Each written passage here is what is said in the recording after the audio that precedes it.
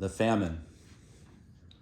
Joseph placed his father and his brothers in the best of the land, in the land of Ramesses, as Pharaoh had ordered. Joseph provided his father, his brothers, and all his father's household with bread according to the size of the families. Now the famine was everywhere, very great.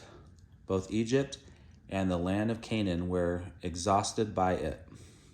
So Joseph gathered from the people all the money that was in the land of Egypt and in the land of Canaan in exchange for the grain that he sold them. Joseph brought the money into Pharaoh's house. When the money failed in the land and Egypt and in the land of Canaan, all the Egyptians came to Joseph saying, "Give us bread.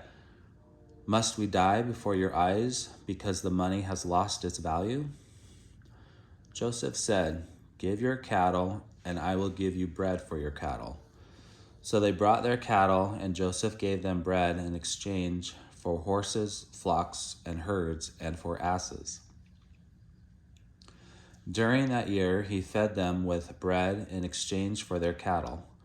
When the year had ended, they came to him the second year, saying to him, "We will not hide from my lord that since our money is gone and my lord has our herds of cattle, there is nothing left in the sight of my lord except our bodies and our land. Why should we die before your eyes, both we and our land? Buy us and our land for bread, and we may live and not die, and that our land may not be barren." So Joseph bought all the land of Egypt for Pharaoh. Every Egyptian sold his field, for the famine prevailed over them, and all the land became the property of Pharaoh. The people he removed to cities from the end of the border of Egypt to the other. Only the priests kept their lands, for Pharaoh had assigned them a portion of food, and they lived on the portion Pharaoh had given them. The priests, therefore, did not sell their lands. And Joseph said to the people, "Now I have bought you and your land for Pharaoh. So here is seed for you, and you shall sow the land.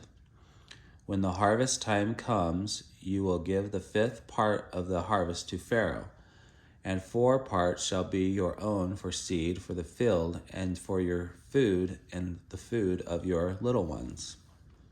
"You have saved our lives," they said. "Let us find grace in the sight of my Lord, and we will be servants of Pharaoh." Joseph made it a law over the land of Egypt that Pharaoh should have the 5th part from the harvest of the land, except from the land of the priests.